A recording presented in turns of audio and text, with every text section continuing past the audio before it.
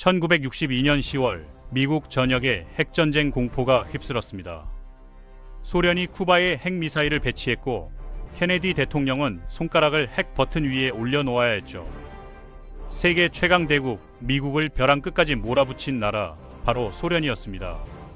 표트르 대제는 유럽을 떨게 했고 레닌은 세계 최초의 공산국가를 세워 자본주의 진영 전체를 공포에 떨게 만들었으며 스탈린은 히틀러를 무너뜨리고 동유럽 전체를 붉은 깃발 아래 집어넣었거든요. 소련의 영향력은 상상을 초월했습니다.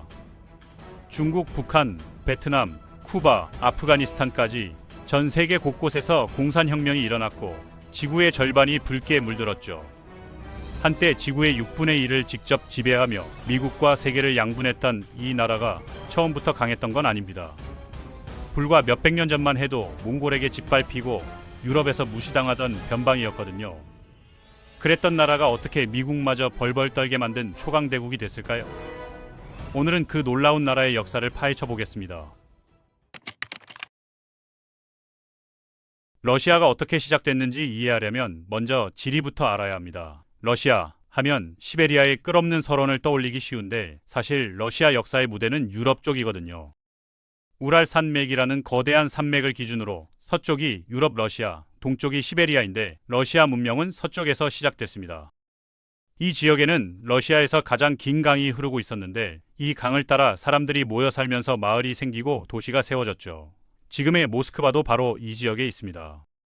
고대 이 땅에는 다양한 유목민족들이 살았습니다. 말을 타고 초원을 누비며 이동하는 사람들이었는데 로마 제국 시절에는 이 유목민들이 서쪽으로 이동하면서 로마를 위협하기도 했거든요. 하지만 이들은 한 곳에 정착해서 나라를 세우지 않았기 때문에 러시아라는 국가의 직접적인 조상은 아닙니다. 러시아의 진짜 뿌리는 의외의 곳에서 왔는데요. 바로 바이키이였습니다. 바이키이라고 하면 보통 뿔 달린 투구를 쓰고 영국 해안을 약탈하는 모습을 떠올리실 텐데 사실 바이킹들은 동쪽으로도 활발하게 진출했거든요. 9세기경 스칸디나비아 반도를 떠난 바이킹들이 발트해를 건너 러시아 땅으로 들어왔습니다. 이들은 강을 따라 남쪽으로 내려가면서 당시 세계에서 가장 부유한 도시들이 있던 비잔틴 제국과 중동까지 진출했는데 처음에는 약탈과 무역을 병행하다가 점차 강가에 정착하기 시작했죠. 키예프라는 도시가 바로 이때 세워졌는데 지금은 우크라이나의 수도이지만 당시에는 러시아 문명의 중심지였습니다. 이 바이킹 정착민들을 현지 사람들은 루스라고 불렀는데요. 러시아라는 이름이 바로 여기서 유래한 겁니다. 시간이 지나면서 바이킹들은 원래 살던 슬라브족 사람들과 섞이기 시작했고 9세기 후반에는 키예프를 중심으로 최초의 러시아 국가가 세워졌습니다. 이 나라를 키예프 루스라고 부르는데 쉽게 말해서 러시아의 첫 번째 왕국이라고 생각하시면 됩니다. 988년에는 비잔틴 제국의 영향으로 기독교를 받아들였는데 가톨릭이 아니라 동방 정교회였거든요. 지금도 러시아가 정교회 국가인 이유가 바로 이때부터입니다. 키예프 루스는 한동안 번성했지만 문제가 있었습니다. 왕이 죽으면 아들들이 영토를 나눠 가졌기 때문에 나라가 점점 쪼개진 거죠. 12세기가 되면 러시아 땅에는 수십 개의 작은 공국들이 서로 싸우고 있었습니다. 그 중에서 북쪽의 상업 도시들은 무역으로 부를 쌓았고 모스크바라는 작은 도시도 이때 역사에 처음 등장했는데요. 아직은 별 볼 일 없는 시골 마을에 불과했습니다. 그런데 1223년 동쪽에서 재앙이 밀려왔습니다. 몽골이었죠. 칭기즈칸이 세운 몽골 제국은 역사상 가장 거대한 육상 제국이었는데 그의 후계자들이 서쪽으로 진격해온 겁니다. 러시아 공국들이 연합해서 맞섰지만 몽골 기마군단의 상대가 되지 못했고 처음에는 몽골군이 승리한 뒤 동쪽으로 철수했습니다. 하지만 14년 뒤인 1237년 그들이 다시 돌아왔을 때는 완전히 다른 양상이 펼쳐졌거든요. 몽골군은 러시아 도시들을 하나씩 불태웠고 1240년에는 키예프마저 완전히 파괴해버렸습니다. 수백 년간 쌓아온 러시아 문명의 중심지가 잿더미가 된 거죠. 이후 약 240년 동안 러시아는 몽골의 지배를 받았습니다. 러시아인들은 이 시기를 타타르의 멍해라고 부르는데요. 몽골인들을 타타르라고 불렀거든요. 러시아 공작들은 몽골칸에게 무릎을 꿇고 허락을 받아야 왕위에 오를 수 있었고 해마다 엄청난 공물을 바쳐야 했습니다. 이 치욕적인 시기는 러시아인들의 집단 기억에 깊은 상처를 남겼죠. 하지만 역설적으로 바로 이 몽골 지배 시기에 모스크바가 떠오르기 시작했습니다. 몽골인들이 세금 징수 권한을 모스크바 공작에게 맡겼는데 이 권한을 이용해서 모스크바가 다른 공국들을 압박하며 세력을 키운 거죠. 15세기가 되면서 상황이 바뀌기 시작했습니다. 몽골 제국이 분열하면서 힘이 약해졌고 러시아에서는 모스크바가 압도적인 강자로 떠올랐거든요. 이반 3세라는 군주가 등장해서 주변 공국들을 하나씩 정복하고 흡수했는데 마침내 1480년 그는 몽골에 대한 곡물 납부를 공식적으로 거부했습니다. 240년에 걸친 몽골 지배가 끝난 역사적인 순간이었죠. 이반 3세는 스스로를 전 러시아의 군주라고 선언했고 비잔틴 제국이 멸망한 뒤 모스크바가 동방정교회의 새로운 중심지라고 주장했습니다. 이반 3세의 손자 이반 4세는 역사에서 공포의 이반이라는 무시무시한 별명으로 불리는 인물인데요. 그가 러시아를 진짜 제국으로 만들었습니다. 1547년 그는 스스로를 차르라고 선언했는데 이건 로마 황제의 칭호인 카이사르에서 온 말이거든요. 쉽게 말해서 러시아 최초의 황제가 된 겁니다. 이반 4세는 잔인하기로 악명 높았지만 영토 확장에는 탁월했는데 몽골의 후예 국가들을 차례로 정복해서 러시아 영토를 크게 넓혔습니다. 더 중요한 건 그의 시대에 시베리아 정복이 시작됐다는 거죠. 시베리아 정복의 주역은 카자크라는 사람들이었습니다. 이들은 러시아 남부 초원지대에 살던 반유목민으로 말타기와 싸움에 능한 거친 전사들이었거든요. 러시아 정부가 이들을 고용해서 동쪽 탐험에 나서게 했는데 1581년 예르마크라는 카자크 지도자가 우랄 산맥을 넘어 시베리아로 진출했습니다. 총과 대포로 무장한 카자크들은 활과 창으로 싸우는 현지 세력들을 쉽게 제압했고 놀라운 속도로 동쪽으로 진격했죠. 그 결과가 놀라운데요. 불과 60년 만에 태평양까지 도달한 겁니다. 유라시아 대륙을 횡단한 거죠. 시베리아를 정복한 가장 큰 이유는 모피였습니다. 당시 유럽에서 비버와 담비 같은 동물의 털가죽은 금처럼 비쌌거든요. 시베리아에는 이런 동물들이 넘쳐났고 모피 사냥꾼들이 더 좋은 사냥터를 찾아 계속 동쪽으로 이동한 겁니다. 러시아 정부도 모피 무역에서 엄청난 세금을 걷어들였는데 한때 국가 수입의 3분의 1이 시베리아 모피에서 나왔을 정도였죠.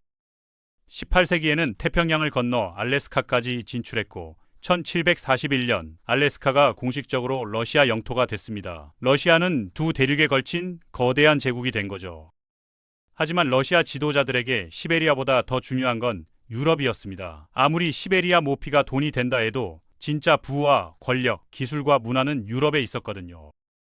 문제는 러시아가 유럽과 교류하기가 어려웠다는 겁니다. 바다로 나가는 길이 막혀 있었죠. 북쪽의 유일한 항구는 겨울이면 얼어붙었고 발트해 연안은 강대국 스웨덴이 장악하고 있었으며 흑해는 오스만 터키가 막고 있었습니다. 러시아는 거대한 땅덩어리에 갇힌 신세였죠. 이 상황을 뒤집은 인물이 바로 표트르 대제입니다. 1682년 10살의 나이로 왕위에 오른 그는 러시아 역사상 가장 파격적인 군주였거든요. 젊은 시절 그는 직접 유럽을 여행했는데 신분을 숨기고 네덜란드 조선소에서 목수로 일하면서 배 만드는 법을 배웠습니다. 황제가 직접 망치를 들고 일한 거죠. 귀국한 그는 러시아를 완전히 바꾸겠다고 선언했는데 귀족들에게 수염을 깎으라고 명령하고 서유럽식 옷을 입으라고 강제했습니다. 거부하는 사람에게는 수염세를 물렸죠. 표트르의 목표는 러시아를 유럽식 근대 국가로 만드는 거였습니다. 1700년 표트르는 발트해를 차지하기 위해 스웨덴에 전쟁을 선포했습니다. 당시 스웨덴은 유럽 최강의 군사력을 가진 나라였고 칼 12세라는 천재적인 젊은 왕이 이끌고 있었거든요. 처음에 러시아는 참담하게 패배했습니다. 하지만 표트르는 포기하지 않았죠. 군대를 재정비하고 무기 공장을 세우고 해군을 창설했습니다. 21년에 걸친 전쟁 끝에 마침내 1721년 러시아가 승리했고 발트해 연안의 땅을 차지했습니다. 지금의 에스토니아와 라트비아 지역이죠. 표트르는 새로 얻은 발트해 연안에 완전히 새로운 도시를 건설하기로 결심했습니다. 늪지대 위에 세워진 이 도시는 수만 명의 노동자들이 동원돼서 건설됐는데 열악한 환경 때문에 수천 명이 목숨을 잃었거든요. 하지만 표트르의 의지는 확고했습니다. 그는 이 도시에 자기 이름을 따서 상트페테르부르트라고 이름 붙였고 유럽을 향한 창문이라고 불렀습니다. 1712년 수도를 모스크바에서 상트페테르부르크로 옮겼는데 이건 러시아가 아시아가 아니라 유럽의 일원이라는 선언이었죠. 1725년 표트르가 세상을 떠났을 때 러시아는 더 이상 변방 국가가 아니라 유럽의 강대국으로 인정받고 있었습니다. 표트르 이후 러시아의 팽창은 계속됐습니다. 18세기 후반에는 예카테리나 대제라는 여성 황제가 등장했는데요. 원래 독일 공주였던 그녀는 러시아 황태자와 결혼한 뒤 쿠데타로 남편을 몰아내고 황제가 됐습니다. 34년간 통치하면서 러시아 영토를 크게 넓혔는데 가장 중요한 업적은 흑해 진출이었죠. 오스만 터키와 전쟁을 벌여 크림반도를 차지했고 흑해에서 부동항을 확보했습니다. 러시아 해군이 드디어 따뜻한 바다로 나갈 수 있게 된 거죠. 예카테리나 시대의 또 다른 거대한 영토 획득은 폴란드 분할이었습니다. 당시 폴란드는 내분으로 크게 약해져 있었는데 러시아와 프로이센, 오스트리아가 짜고 폴란드를 3번에 걸쳐 나눠 먹었거든요. 러시아는 지금의 우크라이나, 벨라루스, 리투아니아 대부분을 차지했습니다. 폴란드라는 나라 자체가 지도에서 사라졌고 123년 동안 독립을 회복하지 못했죠. 이 역사는 지금도 폴란드와 러시아 관계가 좋지 않은 이유 중 하나입니다. 19세기 초 러시아의 군사력은 유럽 최강 수준이었는데 이건 나폴레옹 전쟁에서 증명됐습니다. 1812년 프랑스 황제 나폴레옹은 60만 대군을 이끌고 러시아를 침공했거든요. 역사상 최대 규모의 군대였습니다. 하지만 러시아군은 정면 대결을 피하고 계속 후퇴하면서 모든 걸 불태웠죠. 나폴레옹은 텅 빈 모스크바에 입성했지만 러시아의 항복을 받아내지 못했고 겨울이 다가오자 철수를 시작했습니다. 혹한과 굶주림, 러시아군의 추격으로 60만 대군 중 살아 돌아간 건 불과 몇만 명뿐이었죠. 이 재앙적인 패배가 나폴레옹 몰락의 시작이었습니다.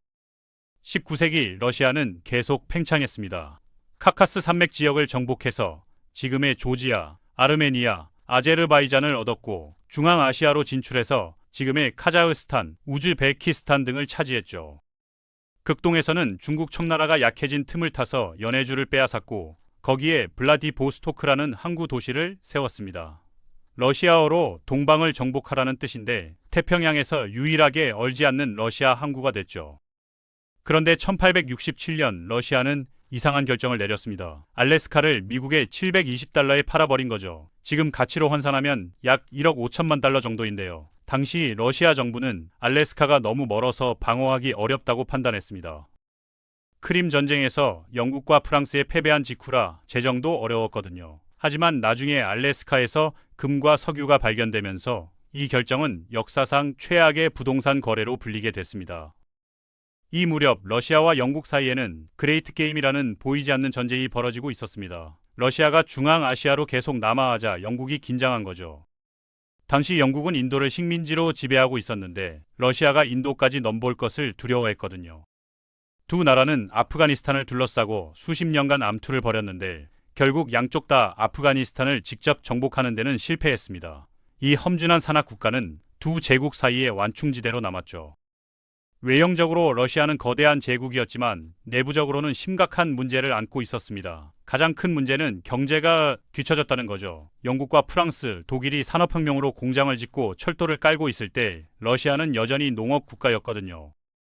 더 심각한 건 인구 대다수가 농노 신분이었다는 겁니다. 농노는 쉽게 말해서 땅에 묶인 노예나 다름없었는데 1861년이 되어서야 농노 해방이 이루어졌습니다. 미국의 노예 해방보다 겨우 2년 빠른 거죠. 정치적으로도 러시아는 유럽에서 가장 억압적인 나라였습니다. 차르라는 황제가 절대 권력을 휘둘렀고 의회도 헌법도 없었거든요. 이런 전제 정치에 불만을 품은 사람들 사이에서 혁명 사상이 퍼지기 시작했습니다.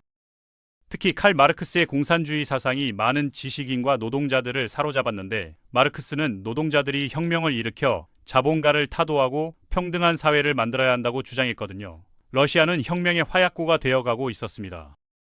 20세기 초 러시아는 연이어 재앙을 겪었습니다. 1904년 일본과 전쟁을 벌였다가 충격적으로 패배한 거죠. 유럽 강대국이 아시아 나라에 진 건 근대 역사상 처음이었습니다.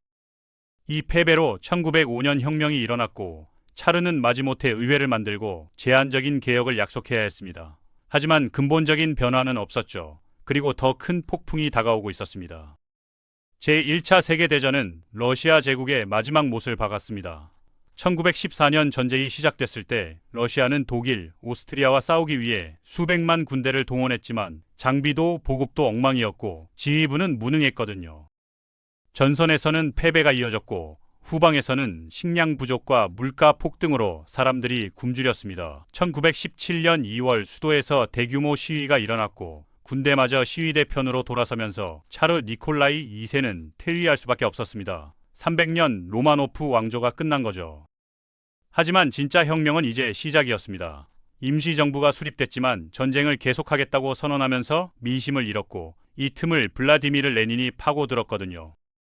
레닌은 러시아 공산주의자들의 지도자였는데 스위스에서 망명 생활을 하다가 혁명 소식을 듣고 러시아로 돌아왔습니다. 그의 메시지는 단순하고 강력했죠. 평화, 토지, 빵, 전쟁을 끝내고 농민에게 땅을 주고 굶주린 사람들을 먹이겠다는 겁니다. 1917년 10월 레닌이 이끄는 볼셰비키가 무장봉기를 일으켜 임시정부를 무너뜨렸고 세계 최초의 공산주의 국가가 탄생했습니다. 공산주의 혁명의 충격파는 전 세계로 퍼져나갔습니다. 자본주의 국가들은 공포에 질렸거든요. 노동자들이 들고 일어나 기존 질서를 뒤엎는다는 건 모든 나라의 지배층에게 악몽이었습니다. 영국, 프랑스, 미국, 일본까지 러시아 내전에 개입해서 반혁명 세력을 지원했지만 레닌과 트로츠키가 이끄는 붉은 군대가 결국 승리했죠. 1922년 소비에트 사회주의 공화국 연방, 줄여서 소련이 공식 출범했습니다. 다만 이 과정에서 폴란드, 핀란드, 발트의 연안 국가들은 독립을 쟁취해서 떨어져 나갔죠. 레닌이 1924년 사망한 후 권력을 잡은 사람은 이오시프 스탈린이었습니다. 스탈린은 20세기 가장 잔인한 독재자 중 한 명으로 수백만 명을 숙청하고 굴락을 하는 강제 수용소로 보냈거든요. 하지만 동시에 소련을 농업국가에서 산업강국으로 변모시킨 인물이기도 합니다. 그의 통치 아래 소련은 급속한 산업화를 이뤘는데 엄청난 인명피해를 대가로 치른 거였죠. 공장과 댐이 세워지고 철도가 깔렸지만 우크라이나에서는 인위적인 대기근으로 수백만 명이 굶어 죽었습니다. 1939년 제2차 세계대전이 시작됐을 때 스탈린은 충격적인 결정을 내렸습니다. 공산주의의 적인 나치 독일과 불가침 조약을 맺은 거죠. 두 나라는 비밀리에 폴란드를 나눠 먹기로 합의했고 소련은 발트 3국과 핀란드 일부도 차지했습니다.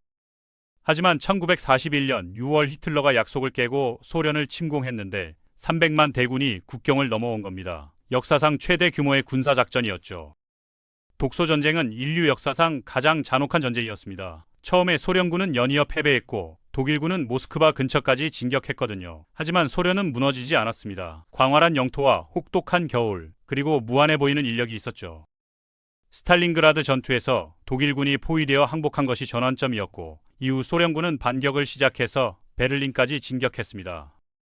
1945년 5월 소련군이 베를린에 붉은 깃발을 꽂았을 때 전쟁은 끝났지만 소련은 2천만 명 이상의 목숨을 잃은 것으로 추정됩니다. 어떤 나라도 이런 피해를 겪은 적이 없었죠. 전쟁이 끝난 후 소련은 동유럽 전체를 차지했습니다. 소련군이 해방시킨 폴란드, 체코슬로바키아, 헝가리, 루마니아, 불가리아, 동도야, 동독의 공산주의 정부가 세워졌고 이 나라들은 소련의 위성국가가 됐거든요. 발트 3국인 에스토니아, 라트비아, 리투아니아는 아예 소련에 합병됐습니다. 윈스턴 처칠은 유럽의 철의 장막이 드리워졌다고 표현했는데 동유럽과 서유럽이 완전히 분리된 거죠. 이제 세계는 두 초강대국 미국과 소련으로 나뉘었습니다. 냉전의 시작이었죠. 1949년 소련은 원자폭탄 실험에 성공했고 이후 수소폭탄도 개발했습니다. 양측은 서로를 수십 번 멸망시킬 수 있는 핵무기를 쌓아갔거든요. 직접 싸우면 인류가 멸망할 수 있었기 때문에 대신 전 세계에서 대리전을 벌였습니다. 한국전쟁, 베트남전쟁, 아프가니스탄 전쟁이 모두 이 냉전의 일부였죠. 소련의 영향력은 놀라울 정도였습니다. 1949년 중국이 공산화됐고 북한은 소련의 지원으로 수립됐으며 쿠바는 미국 코앞에서 공산혁명에 성공했거든요. 베트남, 라오스, 캄보디아가 공산화됐고 아프리카와 중동에서도 소련의 지원을 받는 정권들이 들어섰습니다. 한때 지구 인구의 3분의 1이 공산주의 정부 아래에 살았죠. 자본주의가 결국 무너질 것이라는 마르크스의 예언이 실현되는 것처럼 보였습니다. 1957년 소련은 또 하나의 충격을 안겨줬습니다. 인류 최초의 인공위성 스푸트니크를 쏘아 올린 거죠. 4년 뒤에는 유리 가가린이 인류 최초로 우주를 비행했습니다. 미국인들은 경악했거든요. 후진적인 농업국가로 여겼던 소련이 우주 경쟁에서 앞서가고 있었으니까요.